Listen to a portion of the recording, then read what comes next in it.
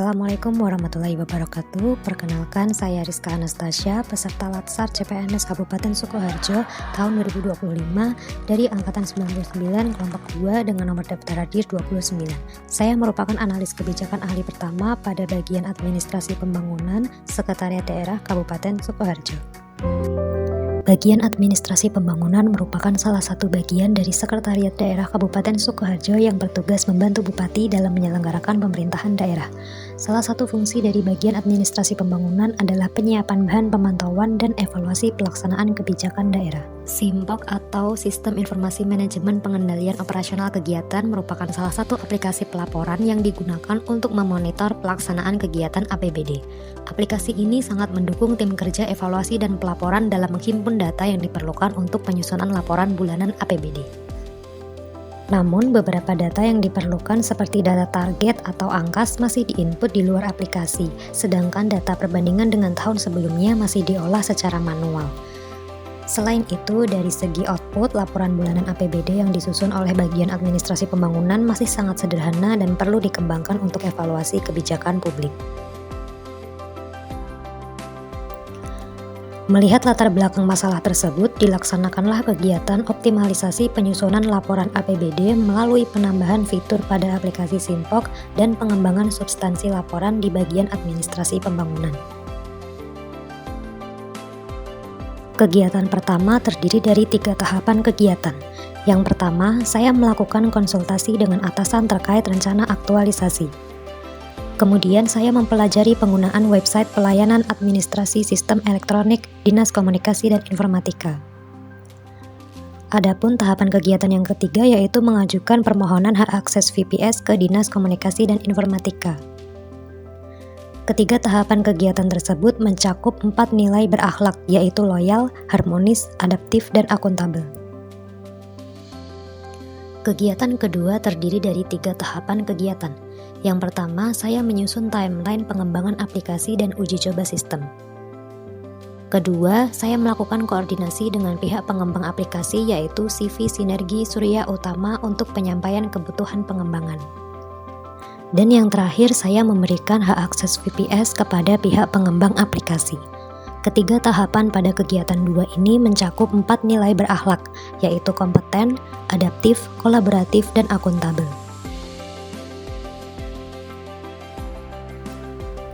Kegiatan ketiga terdiri dari 3 tahapan kegiatan. Yang pertama, saya melakukan koordinasi rutin dengan tim pengembang aplikasi SIMPOK yang dilakukan melalui media komunikasi WhatsApp dan Zoom Meeting.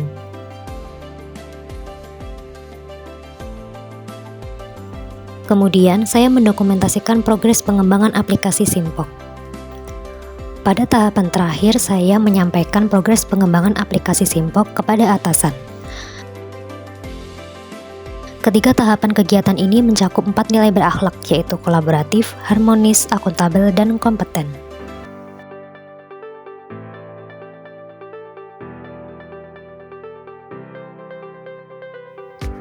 Kegiatan keempat terdiri dari 4 tahapan kegiatan. Yang pertama, saya mencari referensi laporan bulanan APBD dari berbagai sumber.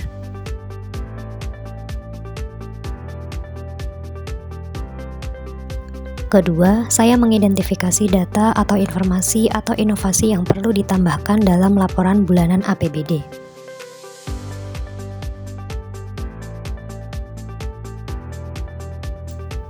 Selanjutnya, saya mengintegrasikan data atau informasi atau inovasi yang akan diadopsi dalam bentuk template laporan bulanan APBD.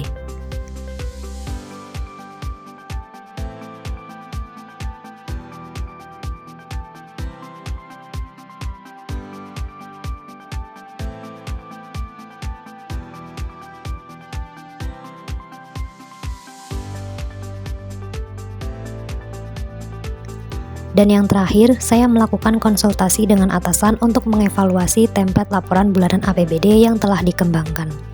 Keempat tahapan kegiatan tersebut mencakup 4 nilai berakhlak, yaitu adaptif, kompeten, berorientasi pelayanan, dan harmonis.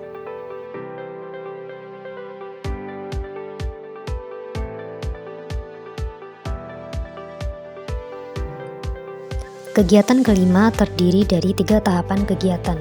Yang pertama, saya melakukan uji coba internal yaitu dengan bagian administrasi pembangunan beserta perwakilan dari tim pengembang aplikasi.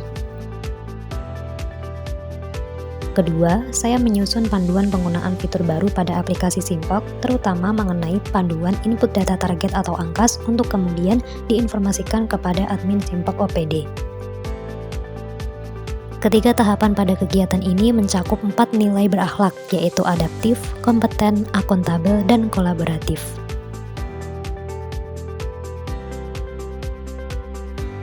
Kegiatan terakhir ini terdiri dari 3 tahapan kegiatan. Yang pertama, saya melakukan koordinasi dengan tim kerja evaluasi dan pelaporan untuk menjamin bahwa fitur input data target atau angkas dapat dioperasikan dengan baik.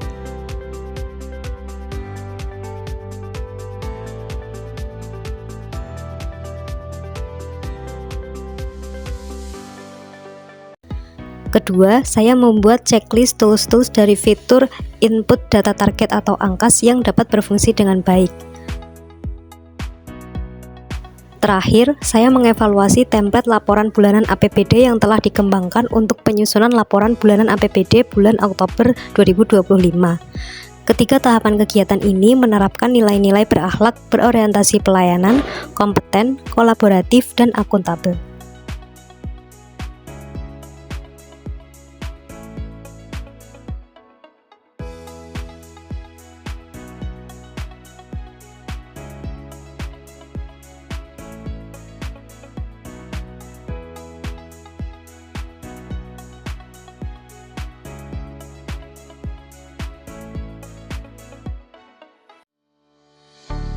Assalamualaikum warahmatullahi wabarakatuh. Saya Retno Widianti Budining CSH selaku Kepala Bagian Administrasi Pembangunan sekaligus selaku mentor dari peserta Latsar CPNS Angkatan 99 atas nama Rizka Anastasia.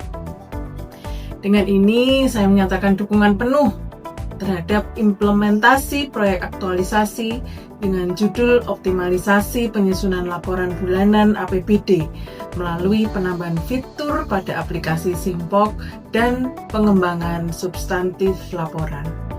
Dan saya juga berharap bahwa inovasi yang dilakukan dapat memberikan manfaat berkelanjutan bagi bagian administrasi pembangunan Seda Kabupaten Sukoharjo khususnya dan secara umum untuk pemerintah Kabupaten Sukoharjo, terutama dalam menjalankan fungsi bagian administrasi pembangunan untuk melaksanakan evaluasi dan pelaporan terhadap perkembangan pembangunan di Kabupaten Sukoharjo.